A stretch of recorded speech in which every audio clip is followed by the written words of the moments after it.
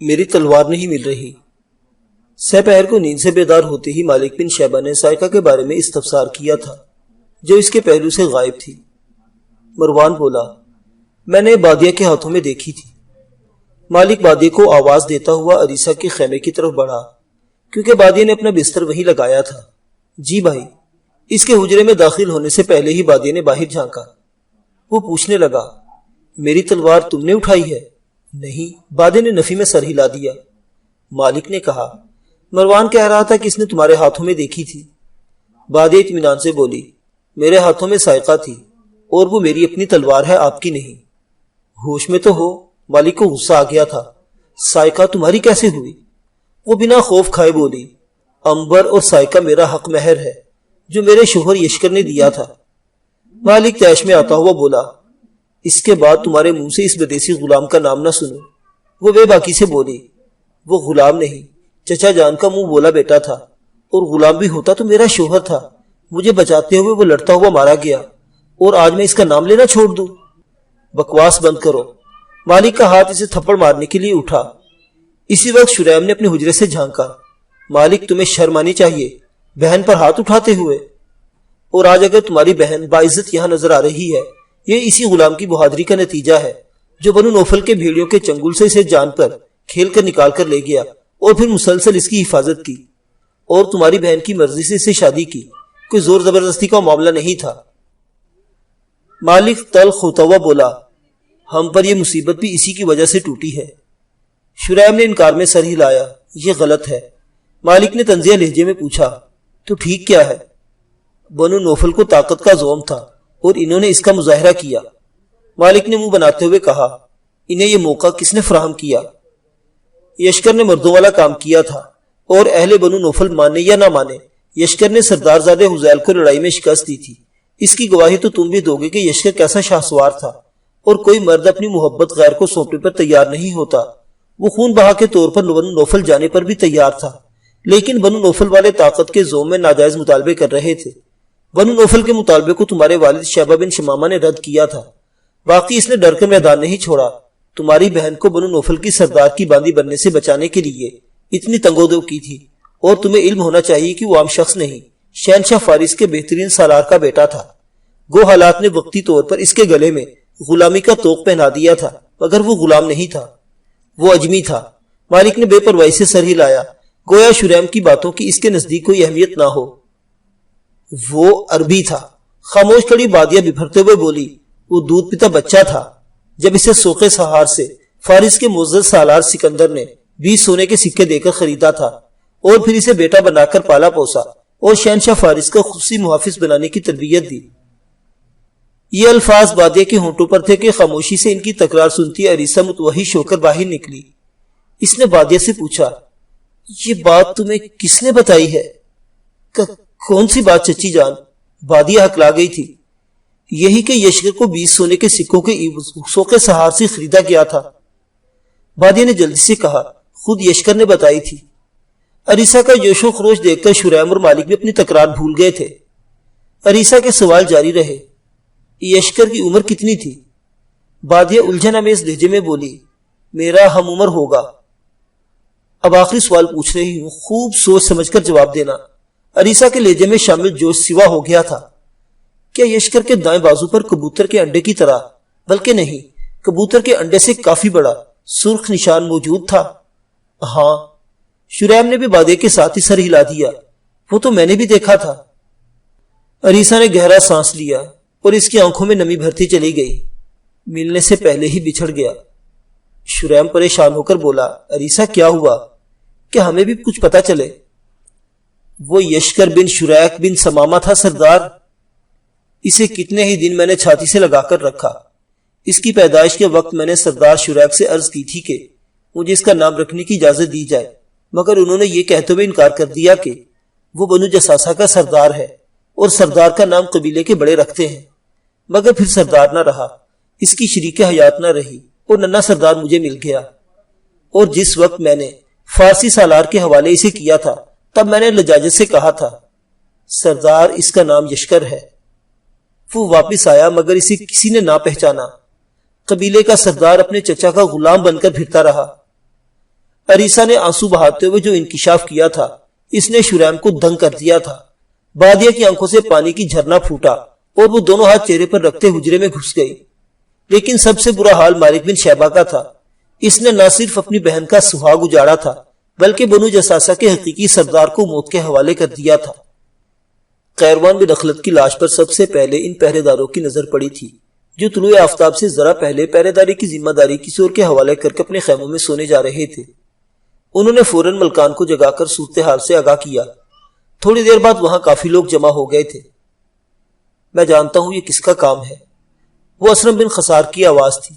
تمام تجسس بھری نظروں سے اس کی جانب دیکھنے لگے۔ اس کے ہونٹوں پر پھیکی مسکراہٹ ابھری۔ اگر آپ لوگ غور کریں تو معلوم ہوگا کہ اسے ملکہ قتیلہ کے خیمے سے باہر پھینکا گیا ہے۔ ملکہ قتیلہ اسے کیوں قتل کرے گی؟ ملکان بن نول نے حیرانی کا اظہار کیا۔ باقیوں کے چہرے پر بھی الجھن بھری حیرانی نظر آ رہی تھی۔ کیونکہ یہ اسی قابل تھا۔ میں نے بہت سمجھایا کہ اپنی جان کے دشمن نہ بنو، مگر اس کے سر پر ملکہ قتیلہ سے محبت کا بھوت سوار تھا۔ یقیناً گزشتہ رات یہ اپنے جذبات کے سامنے بند نہ باندھ سکا اور اس نے ملکہ کے خیمے میں گھسنے کی جسارت کی ہوگی۔ نتیجہ آپ لوگوں کے سامنے ہے۔ اسرم نے صورتحال کا کامیاب تجزیہ کیا تھا۔ عامر بن اسود نے کہا، تمہاری بات دل کو لگتی ہے۔ میں نے بھی کئی بار اسے وارفتگی سے ملکہ قتیلہ کو گھورتے دیکھا تھا اور وہ نظر انداز کرتی رہی، مگر کب تک؟ ہم اس سے مطلب کی بات کرتے ہوئے گھبراتے ہیں اور یہ عشق جھاڑ رہا تھا۔ میرا خیال ہے اسے دفنا دیتے ہیں۔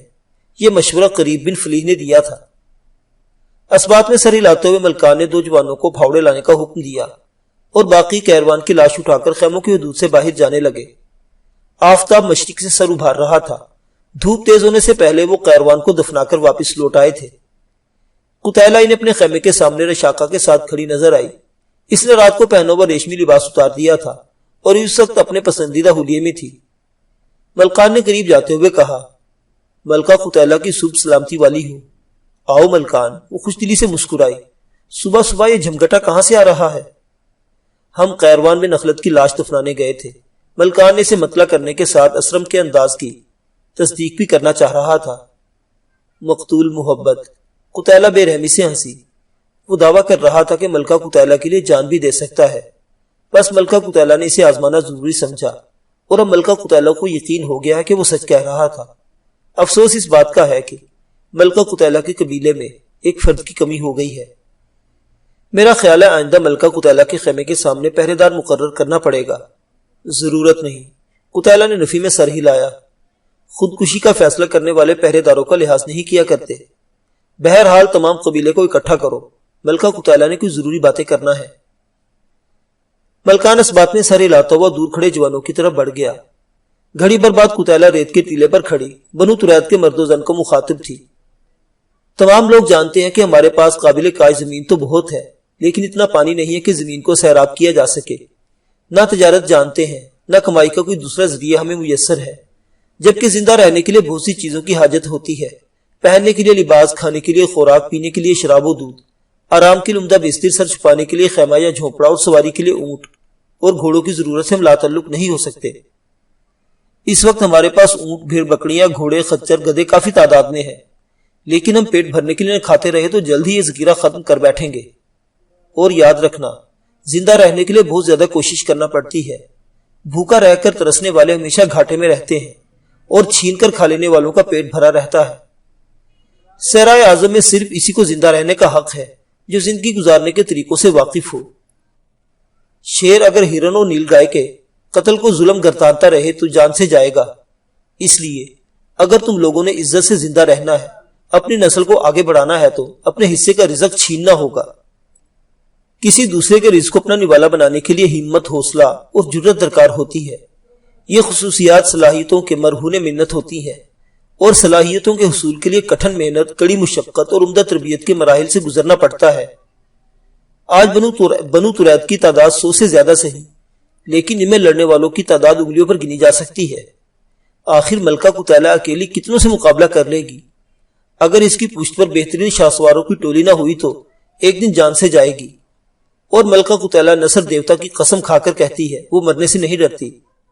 ملکہ قتیلہ کا یقین ہے کہ جو مزہ لڑ کر مرنے میں ہے وہ ڈر کر جینے میں نہیں ہے، لیکن ملکہ قتیلہ کی موت کے بعد اگر بنو ترید نے بکھر جانا اور ابن آوا کے غول کی شکل اختیار کر لینا ہے تو ملکہ قتیلہ کسی بڑے قبیلے میں دخیل کی حیثیت سے رہنا پسند کرے گی، حالانکہ دخیل قبیلے کا بدترین فرد ہوتا ہے، اور تم لوگ ملکہ قتیلہ کو کسی دوسری قبیلے کا بدترین فرد بننے سے اسی طرح بتا سکتے ہو کہ فنون حرب کو ذوق و شوق سے سیکھو۔ کیا تمام ملکہ قتیلہ کے ساتھ متفق ہیں؟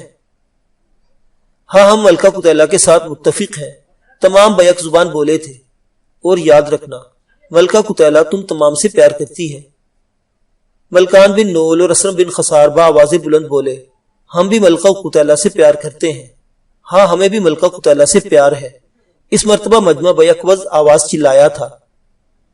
مجمع کے جوش و خروش کو دیکھتے ہوئے مسکرا دی، لمحہ بھر ٹھہر کر وہ بولی، تمام شادی شدہ عورتیں پیچھے ہو جائیں۔ عورتیں خاموشی سے پیچھے ہٹ گئی۔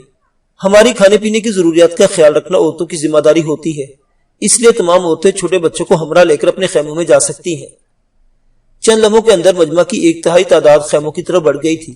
اب وہاں مرد اور قریب البلوغ لڑکے لڑکیاں بچ گئے۔ سارے شمشیر زن جوان مرد سامنے آ جائیں۔ 35-40 کے قریب مرد سامنے آ گئے، ان میں رشاقہ بھی شامل تھی۔ 15 مرد پیچھے موجود تھے، ان کے علاوہ 2.5-3 درجن قریب البلوغ لڑکے اور لڑکیاں تھیں۔ 15 اناڑی مردوں کے ساتھ قتیلہ نے ایک لڑاکے کو بانٹ دیا جو انہیں شمشیر زنی کے رموز سکھلاتا۔ باقی لڑاکوں کے حوالے سے اس نے 1-2 لڑکے کر دیے اور تمام لڑکیوں کو اپنے اور رشاقہ کے پاس بلا لیا۔ تھوڑی دیر بعد بنو ترید کے مضافات کسی تربیتی میدان کا نظارہ پیش کر رہے تھے۔ لڑکیوں کو قتیلہ نے شمشیر زنی کے بجائے تیر اندازی سکھلانا بہتر سمجھا تھا۔ اس مقصد کے لیے اصل تیر کے بجائے انہوں نے بغیر نوک کا تیر، جس سے تیر اندازی کی مشق ہوتی ہے، سے شروعات کی تھی۔ وہ ایک بھیانک رات تھی۔ بادی عریسہ کی بغل میں چہرہ گھسیڑے آنسو بہاتی رہی۔ وہ جسے غلام سمجھ کر دھڑکاتی رہی وہ سردار زادہ تھا۔ وہ بعد میں دل کے ہاتھوں مجبور ہو کر اس نے یشکر کو اپنا لیا تھا، اور اس کے حسب و نسب کے بجائے وہ شخصیت و صلاحیتوں کو بیچ لے آئی تھی۔ یہ تو اس کے وہم و گمان میں بھی نہیں تھا کہ اسے ہر وقت سردار زادی پکارنے والا سچ مچ اس کا سردار تھا۔ وہ ہمیشہ اس کے ناز اٹھاتا رہا تھا، اپنی ضرورتوں پر اس کے آرام کو ترجیح دیتا رہا، ایسا محافظ جو اسے بچانے کے لیے دشمن کے تیر و تلوار کے سامنے اپنے جسم کو ڈھال بنانے سے ذرا بھی نہیں ہچکچاتا تھا۔ بس کر عریسہ کی جان، اتنا نہیں روتے۔ عریسہ نے اس کا سر پکڑ کر پیچھے کیا۔ چراغ کی ملجگی روشنی میں چاند سا چہرہ آنسوں سے تر نظر آ رہا تھا۔ چچی جان، میں نے انہیں بہت ستایا تھا، ان کی بہت زیادہ توہین کی تھی، انہیں غلام، اجمی اور گھٹیا نسب ہونے کے تانے دیے تھے، اور پتہ نہیں کیا کچھ کیا۔ اگر میں پہلے دن سے ان کی محبت سے بڑھائے ہوئے ہاتھ کو تھام لیتی تو یہ سب کچھ نہ ہوا ہوتا۔ یہ دیوتاؤں کے کیے ہوئے فیصلے ہیں بیٹی، شکر کرو کہ تم نے اسے اپنا لیا تھا۔ دیر سے صحیح مگر اس کی دلی مراد پوری ہو گئی تھی، اور یقین کرو اگر اسے معلوم ہوتا کہ وہ بنو جساسہ کا سردار ہے تب بھی وہ تمہارے ناز نخرے اسی طرح اٹھاتا اور دشمنوں سے بچانے کے لیے یوں ہی جان قربان کر دیتا جیسے اب کی ہے۔ چچی جان، اگر اس دن میں نے ان کا کہا مان لیا ہوتا تو آج وہ زندہ ہوتے۔ مجھے زخمی دیکھ کر وہ اپنے حواس کھو بیٹھے تھے، تبھی بزدل دشمن ان کی پیٹھ پر وار کیا گیا۔ اچھا، پتا ہے تمہارے بجائے قتیلہ اس کے ساتھ ہوتی تو بنو نوفل کے آدھے سواروں کو سنبھال لیتی۔ اس کی ذہنی رو بٹانے کی غرض سے عریسہ نے نئی بحث چھیڑ دی۔ آپ کی بیٹی شمشیر زنی جانتی ہے؟ بادے کے چہرے پر حیرانی نمودار ہوئی۔ عریسہ فخریہ لہجے میں بولی، ایسی ویسی؟ بنو نصر ایک جنگجو قبیلہ ہے، لیکن کسی میں اتنی جرت نہیں تھی کہ ملکہ قتیلہ سے مقابلے کی ہمت کرتا۔ ملکہ قتیلہ؟ بادے نے سوالیہ انداز میں دہرایا۔ عریسہ کے چہرے پر شفقت بھرا تبسم ابھرا۔ آخری ملاقات میں وہ خود کو ملکہ قتیلہ کہہ رہی تھی۔ وہ یشکر سے اچھی شمشیر زن تو نہیں ہو سکتی؟ ہاں، میری بادے کا یشکر بہت اچھا شاہ سوار تھا۔ عریسہ نے پیار بھرے انداز میں اس کے گال تھپ تھپائے۔ بادے نے خوشی سے مسکراتے ہوئے تقاضا کیا، مجھے اپنی بیٹی کے بارے میں ساری تفصیل بتاؤ نا۔ عریسہ چند لمحے سوچ میں ڈوبی رہی، پھر گفتگو کا آغاز وہاں سے کیا جب جبلہ نے رغال کو حکم دیا تھا کہ قتیلہ کی ماں جندلہ کے ساتھ والے قبیلے سے دائیا کو بلا لائے، اور اس وقت عریسہ نے اپنی خدمات پیش کی تھی۔